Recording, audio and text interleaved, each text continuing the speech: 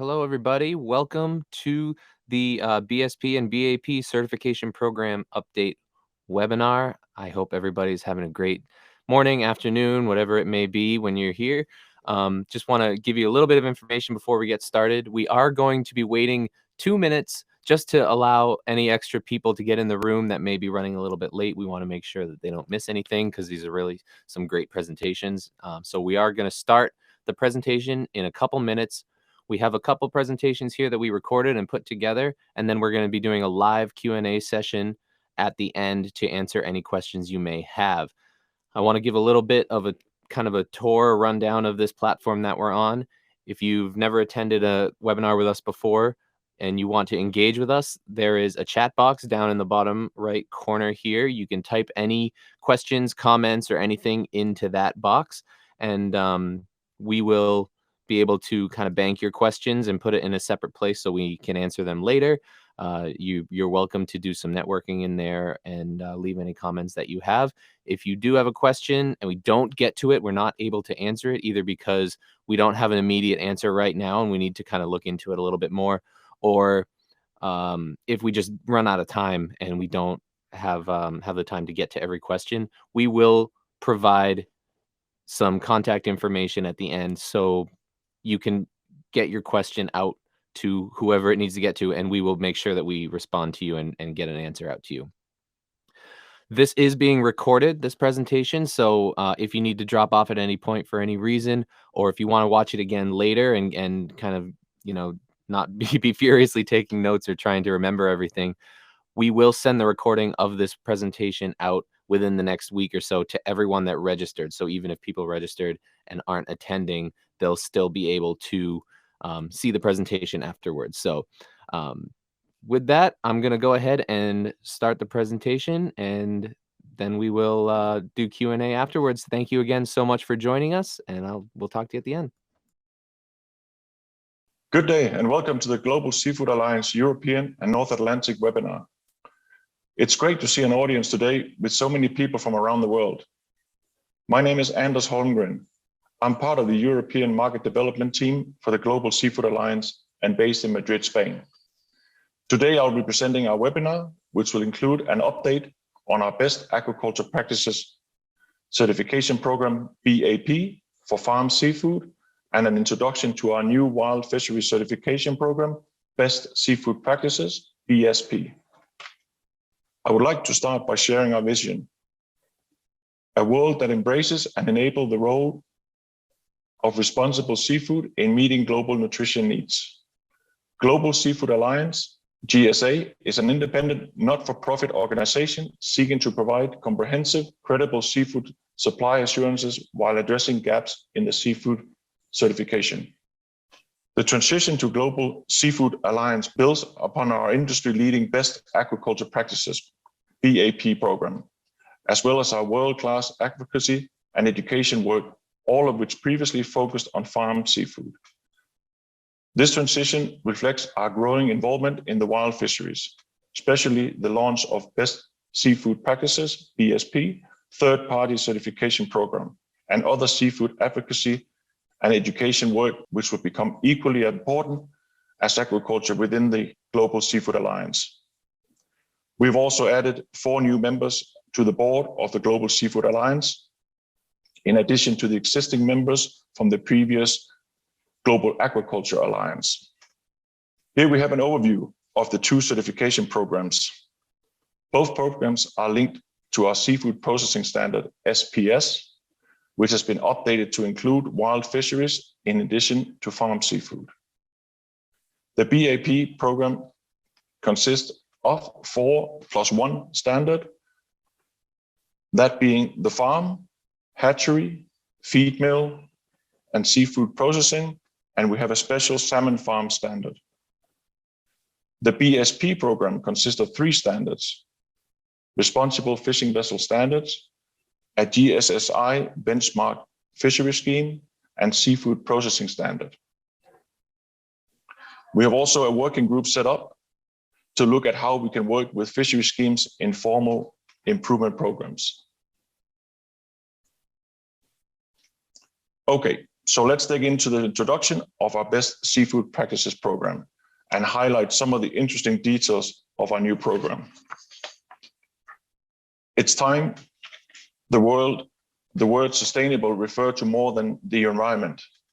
The development of the BSP program started about 3 years ago and was developed to go beyond just sustainability of the fisheries and fish biomass, and look at the fishing vessels and the crew management. And very importantly, also to help and assist with the risk management of illegal, unreported, unregulated fisheries, also known as IUU. The initial RRE Standard was created by Seafish in the UK and intended for the UK fisheries. But since we took over the standard, we have updated areas and made it fit internationally. The program is connecting all parts of the wild fishery supply chain, which did not happen before.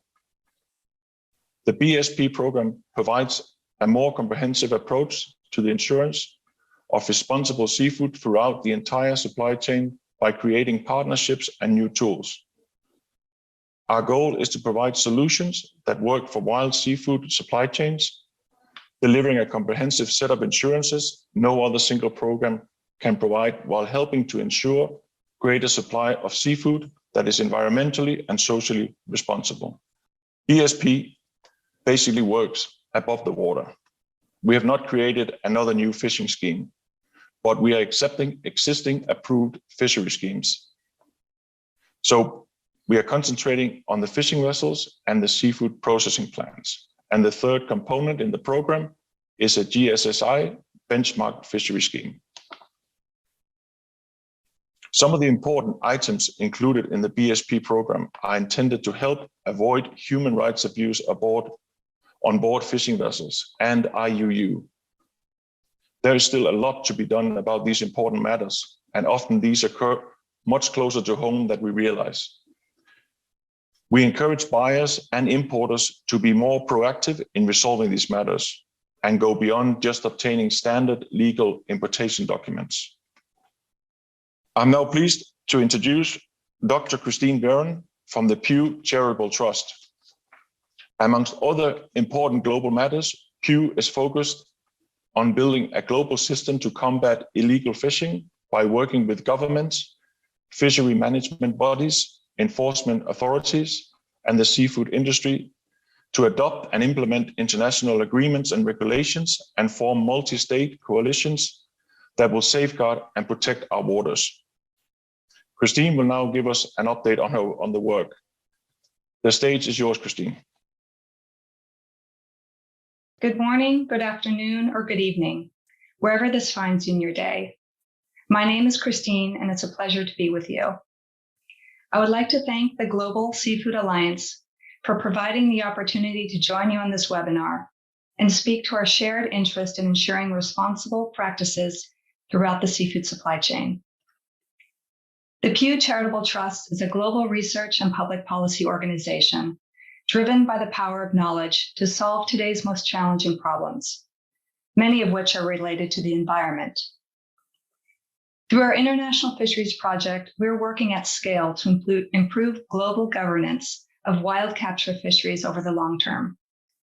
Through this project, we're engaging and educating market stakeholders on the importance of fisheries governance reforms critical to supply chain integrity and management, including ways to reduce illegal, unreported, and unregulated, or IUU fishing, through practical demonstration of monitoring, control, and surveillance, strategic partnerships, and risk assessment tools, which I will speak to today. As global demand for sustainable, legally sourced seafood grows, so does the call for greater transparency and traceability. A lack of transparency not only undermines the sustainable management of fisheries, but it also hinders the private sector's efforts to track and trace the provenance and control of seafood from sea to farm, a move that's increasingly demanded by consumers. But industry standards and other guidance can help minimize the risk of seafood originating from illegal sources and unethical practices. The British Standard Institute's publicly available specification simply known as PAS 1550, is one such example, serving as a voluntary code of practice for exercising due diligence and establishing the legal origin of seafood and marine ingredients. It was developed with industry to help assess and mitigate the risk of illegally caught seafood in the supply chain and to ensure robust traceability and decent working conditions.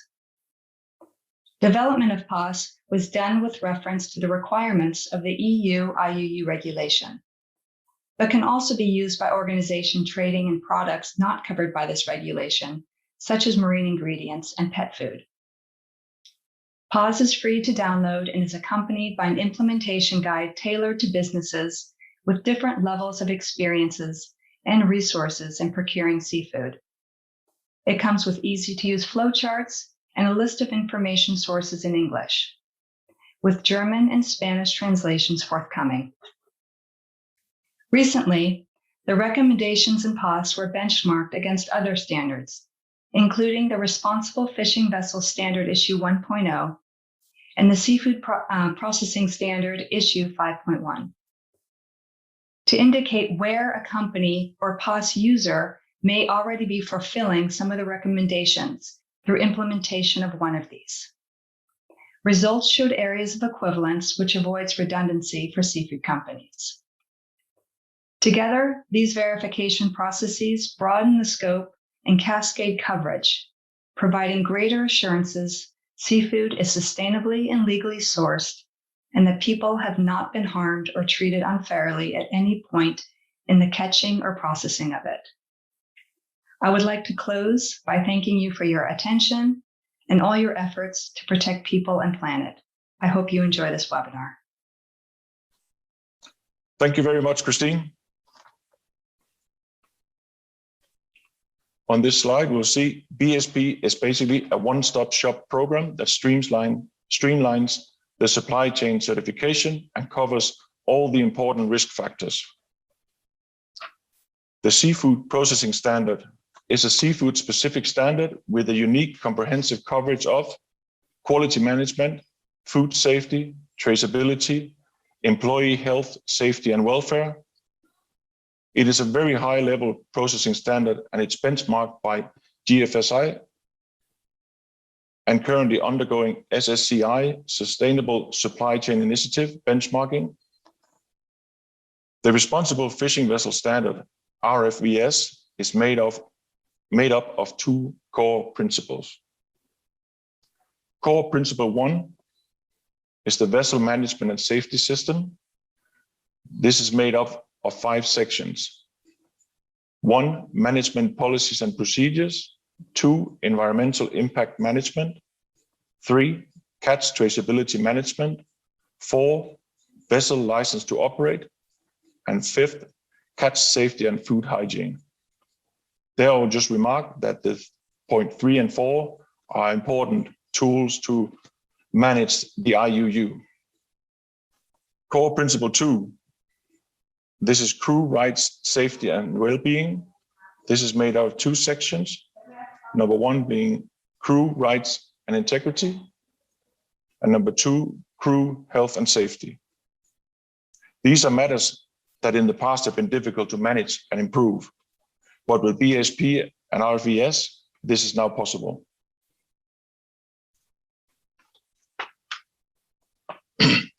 We can announce that we have successfully completed RFVS certification pilots and certified various sizes and types of vessels around the world. And we are ready to welcome new certification applications.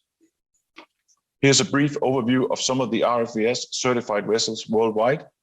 We can cover all types of vessels, and they are classified by the duration they're at sea. So single handers, 1 to 24 hours, 24 to 71 hours, 72 hours to 30 days, and more than 30 days. And we are grateful to already have received fantastic support for the program from all over the world. Now, I would like to introduce Mr. Sergei Senikov from Naribo, which I had the chance to talk to about the sustainability efforts and development and the decision to get their fishing vessels RFVS certified. Naribo invests heavily in initiatives to ensure sustainable and responsible practices in the fishing industry and secure seafood supplies for the future. The company includes fishing and trading companies, as well as fish processing factories and logistics companies. The well-developed infrastructure allows Naribo to harvest fish and seafood processed at sea or on land and delivered to the markets. Sergei is the Chief Sustainable Officer for Naribo Europe. Privet, Sergei, thank you very much for joining us today and giving us a brief update on the sustainability efforts and developments of Naribo, including the RFVS certification on your fishing vessels. Today, we're pleased to have an audience connected from all over the world and various parts of the seafood supply chain. But there might be some that do not know of Naribo. So if I could ask you to please tell us a little bit about your company. Oh, yes. Naribo is a Russia-based group of companies with very global outreach. We operate fishing vessels, we produce fishery products, we have processing plant, and most of our catch is processed at sea.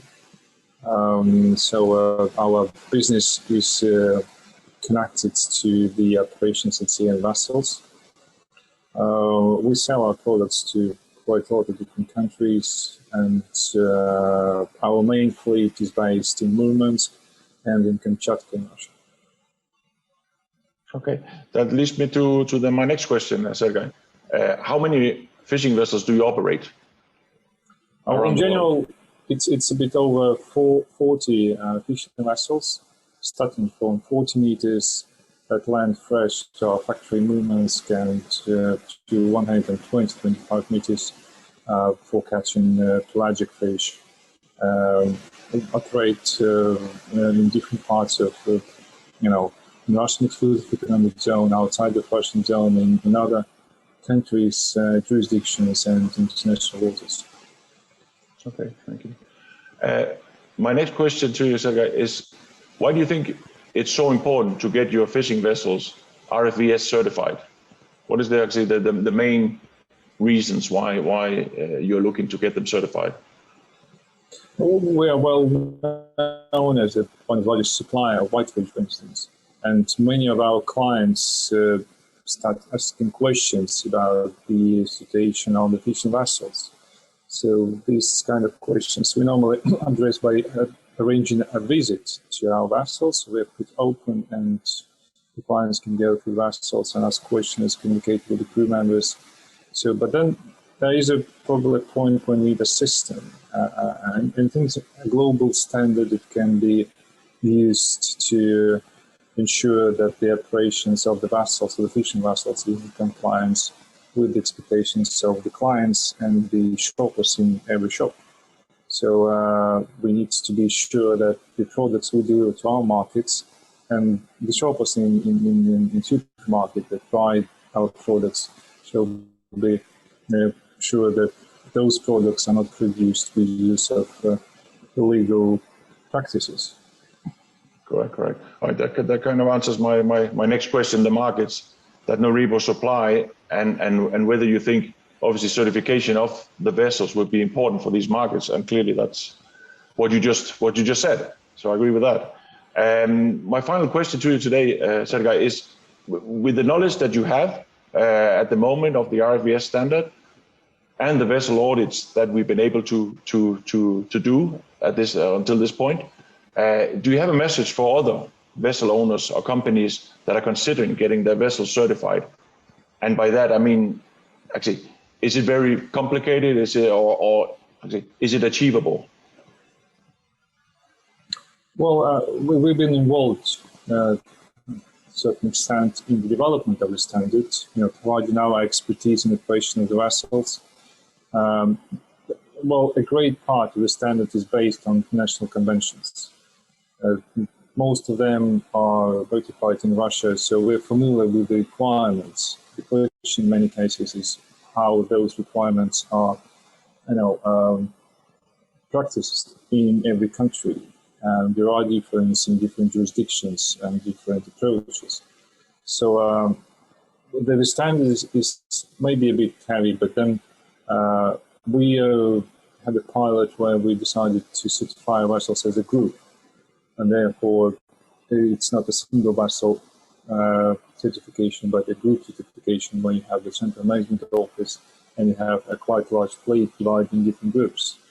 Anyway, we think that any company, responsible company that operates vessels in a responsible way in compliance with international law and best practice is familiar with the majority of those requirements. So this is not the question if there will be a great non-conformities during the audits, but the more or less question how you will be able to provide the evidence and how you will be to put some sort of structure in the management of your company. So we will definitely advise to do this exercise, which will be helpful for you to get the assurance as a certificate that your fleet is compliant with this standard, and also it may help you to understand probably some gaps in your management structure, and you will be able to improve your management system. Okay, that's very clear. I understand that. All right. Well, Sergei, thank you very much for your participation in this webinar. And obviously, we wish you all the success with the vessel certifications, ongoing vessel certifications, and the continued business, overall business of Naribo. Thank you very much. My final word in Russia would be spasibo, Sergei. You're welcome. The RFES certification model has gone for accreditation now that the RFES has vessels certified to it, and we are confident it will meet the requirements of ISO 17065. The Sustainable Supply Chain Initiative SSCI's benchmarking has also started. Currently, RFES is the only standard to have applied for at-sea benchmarking. Our new website for best seafood practices is now available online, and we encourage you to have a look at it. We are sure that you will find a lot of interesting and useful information. And now on to an update on our world-renowned Best Agriculture Practices BAP program. So why do more and more producers around the world choose the BAP program? And likewise, why are more and more retailers and food service companies not only accepting BAP in their sourcing policies, but many encouraging their suppliers to get BAP certified? Well, it's because it's a proven, comprehensive, and responsible program, and it's benchmarked by GSSI, GFSI, and the Global Social Compliance Program. On this slide, we can see the continued growth of the producers who put their trust in the BAP certification program. We currently have over 3,100 producers certified. On to the endorsers of the BAP certification program. BAP used to be primarily endorsed in North America and in the UK, but in recent years, we have seen a steady growth of endorsers of the BAP certification program from all over the world, as you can see on this slide. As part of the BAP certification process, we asked the producer what motivated them to get BAP certified. And as you can see on this graph, then the encouragement from the US, EU, and UK marketplaces made up over 50%. But it's also very encouraging for me to see that almost 14% of the certified producers are self-motivated, basically producers that want to make sure that they're doing the right thing for now and for the future. The BAP certification program has a star logo system, from 1 star, meaning one part of the production chain is certified, to the highest achievable 4 stars, which covers the whole production chain. In addition to this system, we also have a reprocessor certification, and we are piloting a chain of custody standard. We're doing this to ensure that there is no mixing of BAP products with non-BAP products, as well as no mixing of the BAP star system. It's also important to mention that there is no charge for the local use, not on packaging, advertising, or promotional material. and this goes for producers and endorsers. We encourage the use of BAP logo on certified products. And we have a great team of outreach and marketing personnel ready to help and assist with promotional materials and ideas. We can offer regional marketing around the world in many languages. Finally, I would like to highlight some of the recent changes and updates to the BAP farm, hatchery, and feed mill standards, starting with the farm standard. It now covers all eligible fed aquaculture species. Salmon farm standard still separate. Traceability requirements have been updated.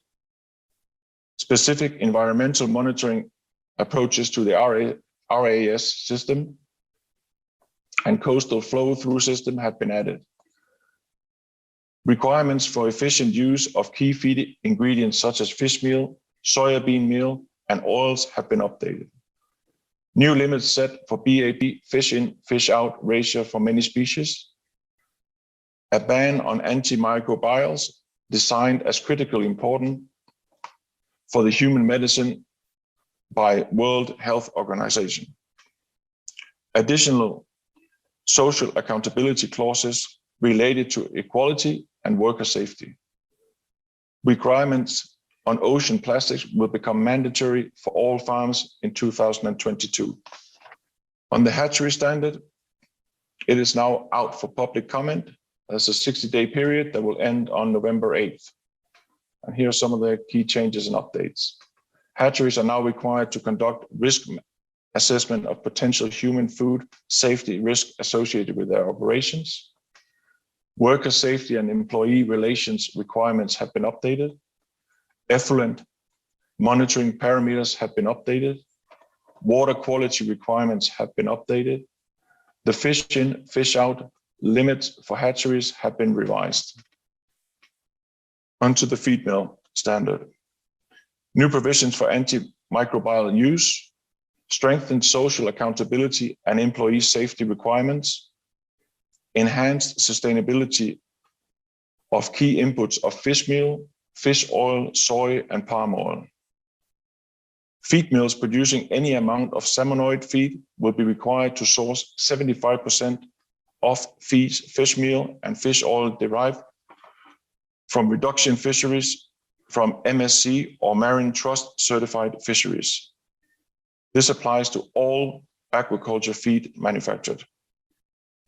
New requirements for energy and water consumption, and these all became mandatory from June 15th this year, 2021.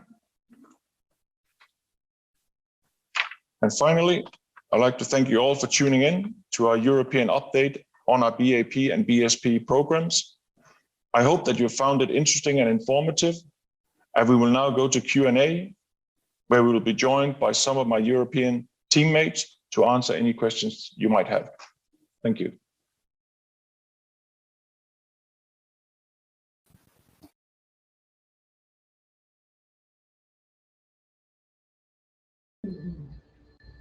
Presentation. I'm going to hand it over to Anders, who you just saw kind of on that presentation. Who's going to kind of going through the questions that you all have, and his colleagues, we're going to figure out who's the best person to answer each one of these questions. So now is a great time. If any questions came up during that presentation, or if any come to you now, please do not hesitate to throw them into that chat. We're going to bank them into our Q&A question bank, and then we'll go through with them.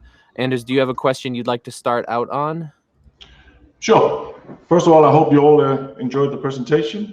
And we have received a few questions here. Let's see, I'll start publishing one here. Here we go. It says here, if I have best seafood practices in my supply chain, does that mean I then comply with Pew's PAS code? And I wonder if, Dan, can you reply to this one? Or Mike? Hi, Anders, it's Mike here. Yeah, I think so thank you very much for the question. What we've actually done is we've actually benchmarked the seafood practice program against the PAS 1550 requirements. These have been independently verified by the Pew team themselves to verify that the requirements in best seafood practice, the RFES and the seafood processing standard would actually meet those requirements. So we're looking that around about 85 to 87% are either in full alignment or partial alignment. So it's a really good, if you were actually certified to the whole of BSP, you would be very much in line with the PAS 1550 requirements. The key area that we don't really cover at the moment is around the ports in particular, but that is certainly something that we'll be looking at in BSP at some point in the future. So to answer your question, no, it doesn't mean that you fully comply with PAS 1550, but you will certainly be a long way down the road to show your compliance with that particular standard. Thanks, Anders. All right, thanks a lot, Mike. And let's go to another question here, which we have received here. I'll just publish it for everybody. Let's see here. My organization, Sustainable Eel Group, has a standard dealing with migratory eels, caught usually in estuaries, rivers and lakes, having migrated in from the sea, and due to migrate out again. Can your seafood standards be applied to traditional and fresh waters? And I think that would be a good question for Dan. Oh, yeah. Thank you, David, for your question. Yeah, it's a good one. We shorthand, we call ourselves the Global Seafood Alliance, but we cover inland fisheries as well. So we're concerned with tilapia, pangasius, any of these products which are being caught, farmed in fresh waters or even transitional waters, as you call them, the estuarine waters. So yeah, we're definitely interested in all those aquaculture products and those freshwater fishery products too. You mentioned eels, that's a special case. Some of those are ranked as critically endangered. And also our aquaculture standard does require that the output come from hatcheries, be hatchery derived. So we cover, in some cases, yes, but largely no. So thank you for the question. All right, thanks a lot, Dan. Let's see, we got another question here. Publish it here. Let's see here. The section on RFES, why is the standard written as it is? I guess that's a question for you again, Mike, if you can help us with this one. Okay, thank you very much for the question. The standard has undergone over 2 years of development. We started back in 2018 when we signed an MOU with Seafish, who own the Responsible Fishing Scheme. We then embarked on an extensive consultation, not only with the catching sector, but with all supply chain components from the processors all the way through to retail and food service, just to find out what the key areas of concern would be, where they would like further assurance. And from that, we actually developed a terms of reference for the new standard for the Responsible Fishing Vessel Standard. We then, from 2018 up until 2020, fully developed this new standard into those 2 core principles that were in the presentation. The main focus that we were looking at was on the social criteria, so to offer and provide decent working conditions for the fishers and anybody working on board fishing vessels. But we're also concerned with the vessel safety. So there are a number of international requirements and there are also national regulations in place to look at vessel safety. However, one of the key things that we did find from feedback was the inconsistency with how some of these national or international regulations were actually being verified. So this is why we've included vessel safety within the program. And also fitting in with the whole of the BSP program, we were very keen to ensure that we could trace the catch from a GSSI certified fishery or approved FIP through the fishing vessel through into the supply chain. to give the end user assurance of where that fish actually came from, so we could try and mitigate the risks around IUU, which is illegal, unreported or unregulated fishing. The other area that we looked at, we were just making sure that the vessel had all the legal requirements to operate in the fisheries where they were working. And then we're also looking at the catch itself, not looking at the quality, but we're looking to make sure that the catch was maintained in a safe manner.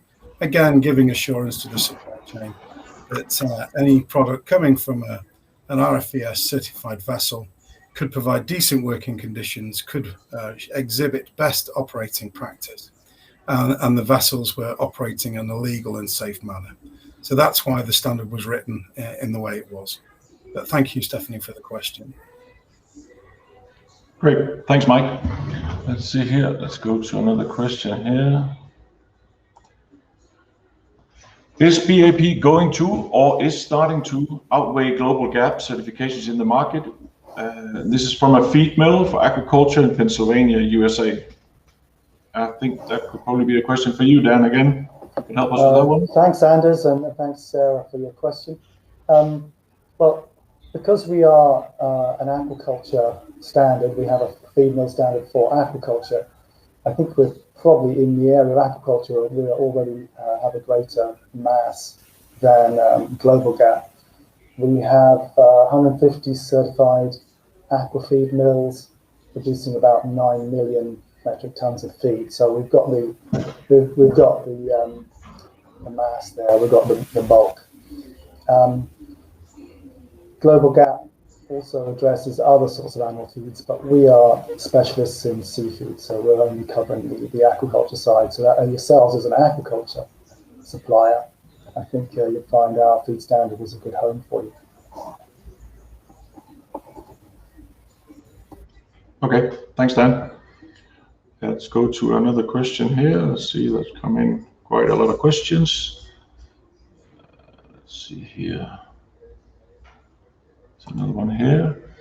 Hello, could you please give us the updated information related to Biosecurity Area Management Program? Thank you. I think that probably goes back to you again, Dan. Yeah, happily. So this BAM standard, or BAM standards, is the shorten it to. It's fully operational, and we have entities that are certified to that program. So the standard is on the website, and we're receiving applications as and when they come forward. It does require the producers in a particular district to come together in a collaborative structure so that they can control and manage impacts and disease risks collaboratively. So that is often the major hurdle that applicants need to get over. But the standard is on our website, available for downloading to all interested parties. And then if you think you're ready, please make an application, and we'll be very pleased to receive it. Thank you. Okay, thanks a lot, Dan. Let's jump to the next question here. Let's see here. It says here, have you already started certification of canneries such as tuna, sardines, and the like? I don't know who could... Do you want me to have a go at that, Anders? Yeah, go on, Mike. With regard to looking at the seafood processing standard, yes, there are some factories which are either undergoing or have actually received their certification. So we have some over in one over in the Philippines that's just been certified, and we're currently working with a number of fleets within the tuna industry. One's very close to actually finishing off the assessment process. It's undergone a group certification model. So we're hopeful that it will have passed all the necessary requirements for the certification body to issue a certificate for their actual fishing fleet supplying into that particular cannery. So yes, we're starting to move forward, and very pleased to take on board any new further applications to these programs. All right, thanks a lot, Mike. Let's see here, what else have we got? Got questions here. There's another one here. Could you please mention how occupational health and safety is covered by certification? I wonder who could help with this one. Have a look, Anders, because we cover occupational health and safety within the RFES. That's covered in I presume that's what she's referring to. Yeah. So okay. Go ahead, Mike. Yeah, so it is covered in the RFES. We look at conducting health and safety risk assessments, which would be specific for the vessel where the crew are working. Those particular risk assessments will cover manning on board the vessel. We would look at young person's risk assessment. So if you had a young crew member under the age of 18 but above the age of 16, also looking at risk assessments around special requirements, such as if there was pregnant women or there was special religious requirements for the crew. So there's a whole great long list in core principle 1 about the risk assessments we would expect to take place as part of that health and safety. Then we go and look at the actual training that would be required from induction. We have essential training, we have additional training, and we also have the addition of training drills to ensure that all the training is fully embedded, especially around fire or persons overboard or water coming on board the vessel, etc. And then in core principle 2, section 2, we have a whole section on health and safety requirements. So we look at all the safety equipment, we look at the fire extinguishers, we look at the fire exits, we look at how the accommodation is being constructed, etc. So it's all available on the standard on the BSP website. So yes, as part of a social standard, health and safety is one of the key areas that we must cover in detail to ensure that we can provide a safe working environment for the crew that work on the boat. Great, thanks, Mike. I see here I have a follow-up question for you here, Dan, regarding the eels. Let's see here. From David Bond. Also, RRE Standard, could that potentially be accredited by, example, best seafood practices or best aquaculture practice, GSSI? It says we're also community members of ISEL.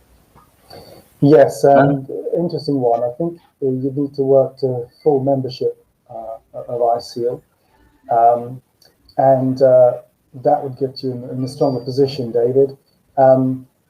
We are not in the business of benchmarking other standards. We use GSSI as our main benchmark for sustainable fisheries.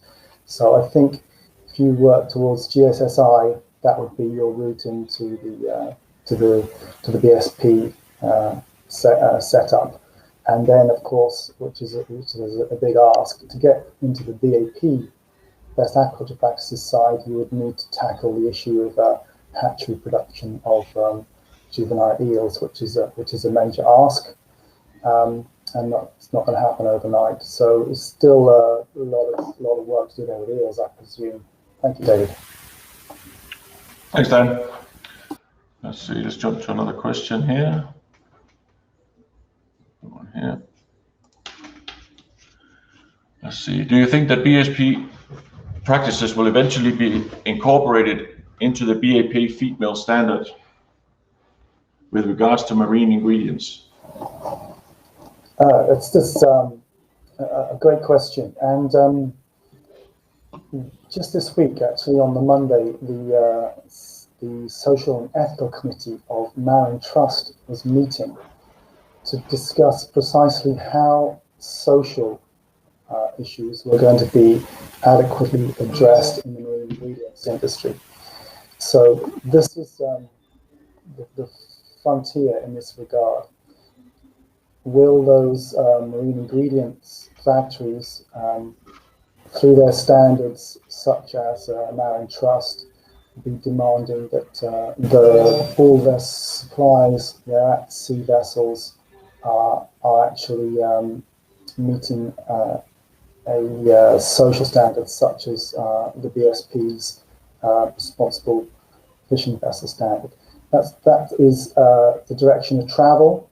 So the answer to your question is yes, and working that out stepwise is exactly what we're working on now, because we can't implement that with reasonable assurances from day one. But we are already talking with fleets that would benefit from responsible fishing vessel standard, and those fleets, we're not restricting those fleets to merely ones supplying fish for direct human consumption. If they're supplying fish for the marine ingredients industry, we'd be very happy to speak to those fleet owners and those vessel owners and get them into the BSP program via the responsible fishing vessel standard. So the answer to your question is yes, but it's a little bit more complex. Thank you. Thanks, Dan. Let's jump to another question here. Let's see here. Are you considering having BSP and BAP standards benchmarked with the SSCI program?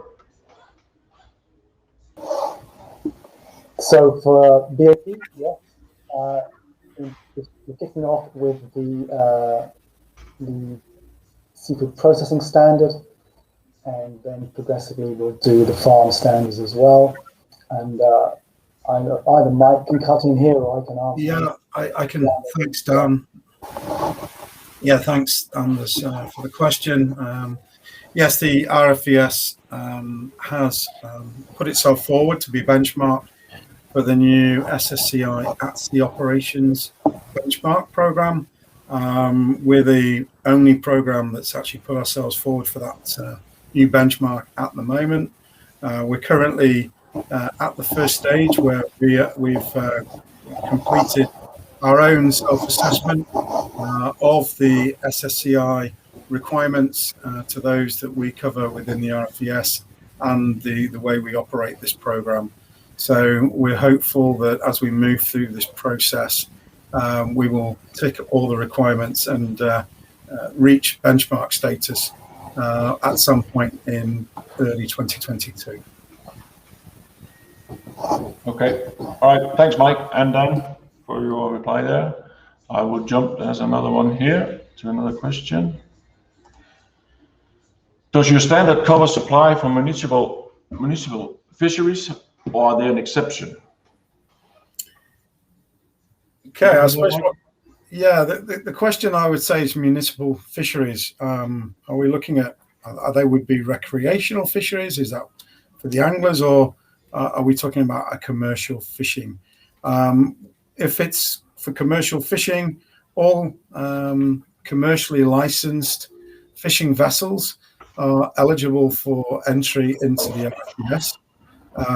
So, as fishing vessels, if they have a license, they have been registered with their regulatory authorities, and they actively pursue fishing as the main component of their operation, then of course they will be allowed to participate within the RFES program.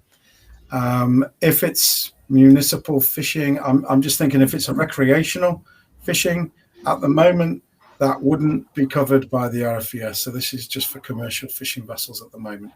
But Jennifer, if I've not answered your question, please, if you could send a follow-up and I'll try and answer that. That's great. Thanks, Mike.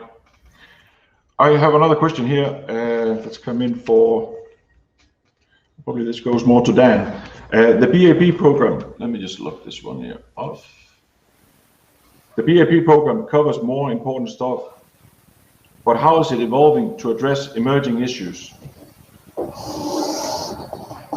Yeah, thanks, Anders. Well, there's plenty going on in the world of seafood sustainability, and the BAP program is evolving to reflect those changes. I'm thinking of progress in areas such as digital supply chain traceability. So we're going to lay down some requirements in that area such that existing platforms can talk to each other all along the supply chain.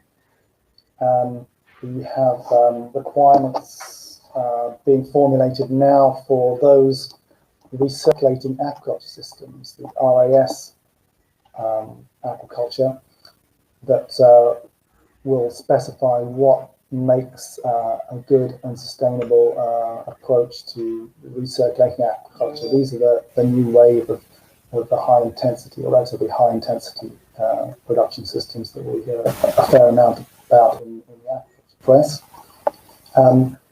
On sustainability of aquaculture in general, we're very keen on our new Vanguard component covering climate action.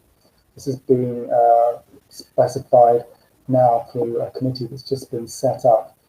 And with climate action, obviously they're concerned with greenhouse gases and efficiency of energy use at farm, where they source their energy from, is it green energy or not? And we're interested in the feed ingredients, how sustainable, what their footprint is. And we're interested also in the efficiencies going on of the seafood processor, such that byproducts are not wasted. We want byproducts to go back into food chains. We don't want anything to go to landfill. So for climate action, we're bearing down on greenhouse gases in those 3 areas. And as regards feed ingredients, we've been steadily pushing for higher requirements in sustainable marine ingredients. That's regarding the fisheries and the sourcing of those marine ingredients. And we're also pushing for improvements in the plant ingredients, such that they can be declared deforestation and conservation conversion free. So those are some of the frontiers in aquaculture and its supply chains. Big topics, so I must stop myself there. Okay, thanks a lot, Dan. I see we've got another question come in here. See here. Can you please mention how welfare standards are incorporated in certification for shrimp and fish? So if you go to our website, I actually sent a link in the chat. You can go to the BAP website and the standards are all there. And if you go to our farm standards, there is the farm standard 3.0, which will address animal welfare. So if we're looking at, say, fish behavior, we're interested in behavioral indicators of fish welfare. We're interested in some of the water quality factors influencing fish welfare. But the detail is in those standards. There are details also relating to handling, the transport, and the slaughter of the fish and the shrimp, and some indications on acceptable and unacceptable methods. Now, these do vary across species and systems, but there is definitely an emphasis on animal welfare, and it is becoming progressively more important. We're supporting research onto alternatives to shrimp ablation, because that's a growing welfare issue. And we're also conducting work on humane slaughter of some fish for which the stunning apparatus currently is not adequately developed. So we're definitely pushing on that animal welfare pillar, which is one of the pillars of the BAP program. Thank you. Great, thanks, Dan. I think there's another question for you, Dan. I'll see here. As most of the Asian farmers are small-scale holders, and most of them think that certification is expensive, how BAP can come up with a separate arrangement like group certification for them, considering sustainability and volume of the industry? So within your question, you do have the heart of the answer there, which is group certification. So these smaller operators on their own, they don't have enough volume or output to really cover the additional expense of getting certified. So if they come together, they could form a cooperative, they could form an aquaculture club, they could link in with their seafood processing group, and then come in jointly as a group and seek group certification, and then they can spread the costs of certification around the group. Now that doesn't signify a drop in the level of the BAP standard, but it does lead to some savings in the costs of auditing. because it is the auditing that is often a prohibitive expense for these small operators. It's the cost of getting an auditor in there to conduct the audit and report back.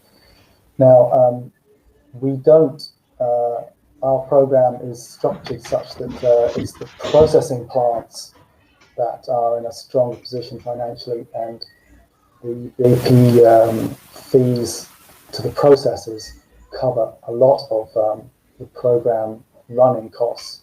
We don't tend to make any money from auditing farms, but it's just a function of the difficulty of getting a person to inspect a farm. That's why it's expensive. It's not a money-making proposition.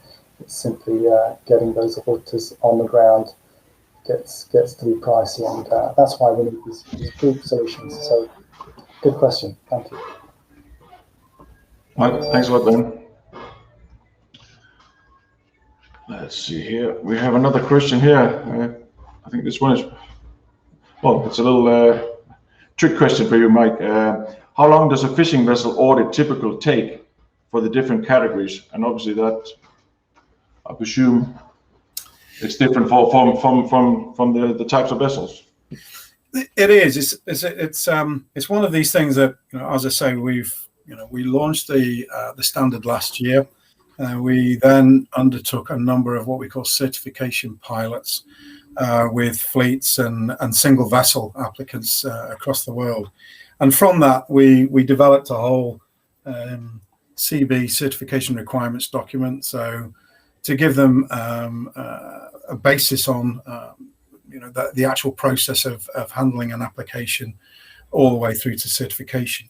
From that work, we actually determined, what would be the average sort of time it would take to actually audit a vessel.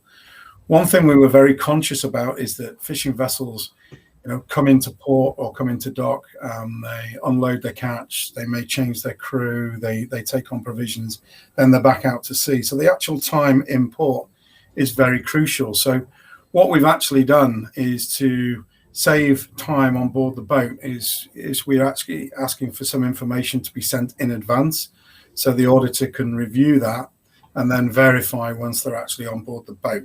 So for some vessels who are extremely well organized, a crewed vessel, it can take anything around about 6 to 7 hours to actually do the vessel audit.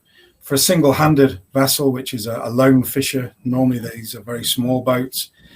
These are relatively short, so they'll probably take around about 2 to 3 hours to complete. One of the things that we have done, though, and it follows on from Dan's answer, we have developed a group stroke fleet certification model. So where we actually would have a central organization, whether they actually own the vessels, such as Naribo, who, when you were speaking to Sergey, or it could be an association of a number of owner vessels under an association. So we would need to conduct a central management system on how they would control the group, check to make sure they've done internal audits on those vessels, etc., to ensure that they meet the requirements of the RFVS. That would take around about a day as well. So it depends on, how big the fleet is, but if we normally say that if you've got a fleet, we would take a square root sample as well. So for a 25 vessel fleet, we would do a central management audit plus 5 vessels from that fleet. So again, there would be cost savings to the fleet that applied. But as I say, we've documented all these requirements and happy to discuss them on a one-to-one if anyone would like any further details. Thanks. Great, thanks for that, Mike. I'll take it from here, Anders. Yeah, sure. Anders, Mike, Dan, thank you all so much for clarifying a lot of these questions. We're just about out of time, so I'm going to go ahead and finish up this webinar now. But if you did ask a question that did not get answered, like I said, we have all of those banked, and we're going to send out this recording to all of the registrants. And there is also going to be some contact information there where you can connect with the folks here at GSA to get your questions answered, to make sure that we don't miss you. So again, thank you all so much for joining us. I really appreciate you guys taking the time to listen to the presentation and ask some really insightful questions. I think there was a lot of really good information that came out of this. And keep your eyes on your email in the next week or so for this recording. And we will talk to you next time. Thank you again.